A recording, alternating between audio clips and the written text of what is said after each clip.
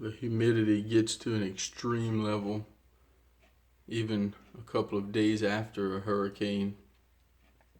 You may even get rain a day or two after the hurricane because it just brings such a low pressure system with moisture and heat. It's just strange. You think you got all the rain that there could be in the area from the hurricane, and then it still might rain again a day or two later when things are already flooded. One good idea is to put all your common food items in ice chests to keep them cool. That way you don't have to keep opening the fridge and exchanging the warm air from your house with that cool air, which eventually just brings it down to normal temperature.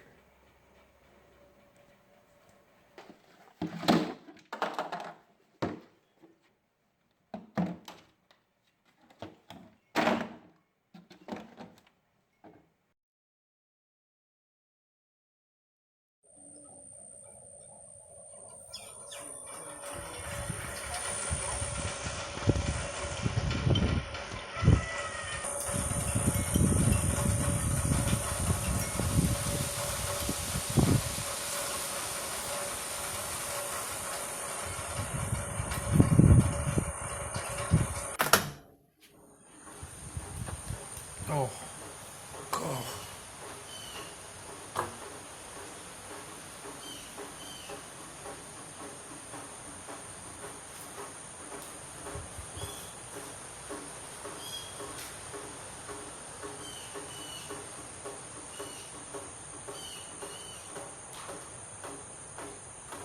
That's gonna be a lot of lost pecans. At least our power line isn't broken this time. Hopefully they can fix the main line soon. It's pretty muggy. We do have a generator so we can keep the refrigerators cool, and a fan. Still nothing major down that we can see from the house. Oh man, that's pretty big. Still get these gusts and howling wind every once in a while. It's amazing the energy that can be in a storm like this. It was a Category 4 before it hit, when it was still in the Gulf, and it remained a Category 4 for a little while on land, and then it became a Category 2 several miles up Louisiana, which is pretty rare. Normally they slow down tremendously when they hit land. Sometimes after a hurricane, the electricity is out for days, and then the sun comes out. You don't have this cloudy, breezy feeling, which is actually comfortable. You just get sun and humidity from all the rain that fell, and it's just so thick and sticky, and there's no electricity to run your air conditioning with. You just have to try to keep your sanity with fans and wet rags on your head. Try to have fun and play board games and eat snacks and stuff. Steve, I guess we better start picking up sticks. Man.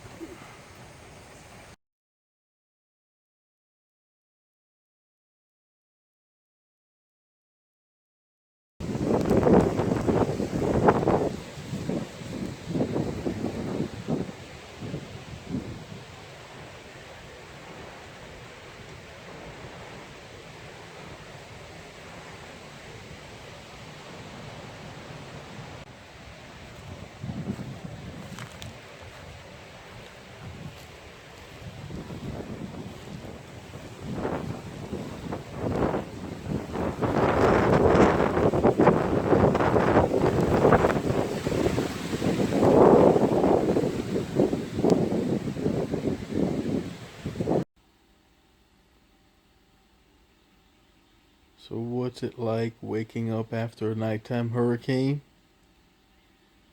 Not cool.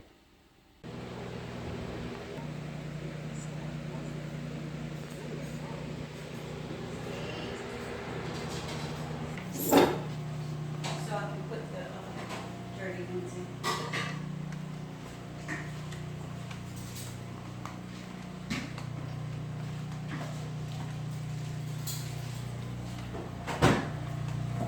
Oh, the microwave isn't working.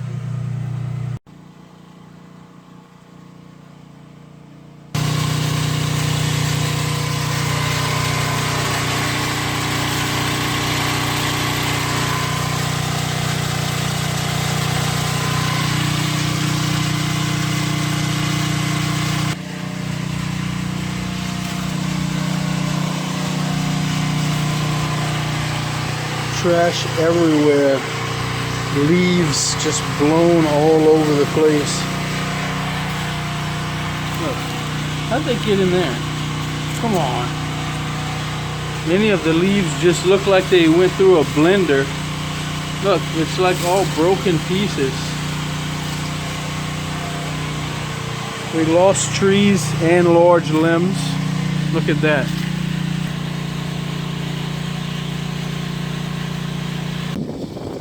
We lost the nice new coop. Man, that's disappointing. So now we have about 8 chickens roaming around. Imagine the adventure for them. These beautiful old oaks took a beating. The small litter is not the worst part. It's when they drop huge things. Hurricane Laura hit Louisiana in about the same place, but it went further north before it hooked over to the east. This one came in at a northeast slant, and so it came a lot closer to us. And it was, man, the wind gusts were just amazing, and the rain, of course. Look at this.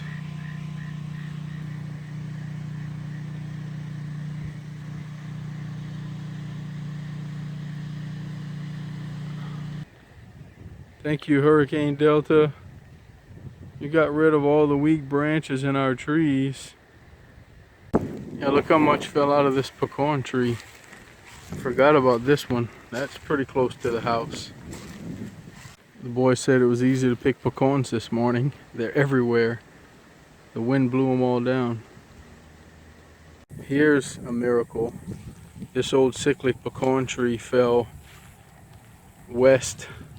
Thankfully, I was gonna have to cut it down soon anyway. It didn't have to crush our persimmon trees, and it didn't have to break the power line right here that goes to the neighbor's house in the back. Thank you, Lord, for that. Man, this is still a big undertaking though.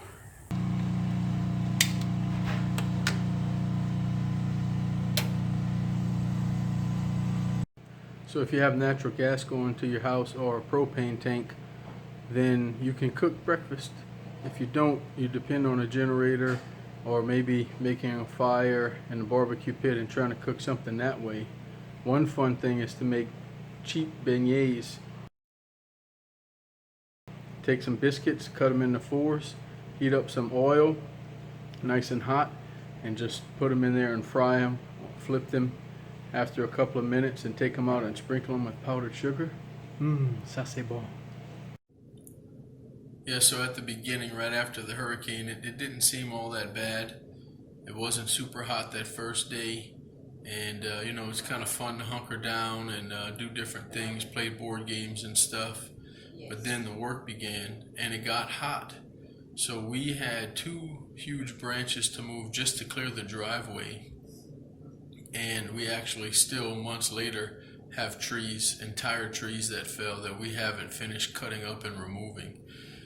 And you're trying to rotate freezers and refrigerators and fans and lights with the generator. Both of our generators are old. Actually, the older one was running better, so we mostly use that one. But it's just not, it's not fun when a hurricane hits right on your area or really close to it and you have no electricity for a long time. Our neighbors needed electricity for a breathing machine and things like that. And so it's tough on people like that, also hospitals and everything. You know, it just makes everything difficult. The little window unit we had was not running so well. It was really struggling to kick on the compressor, I guess.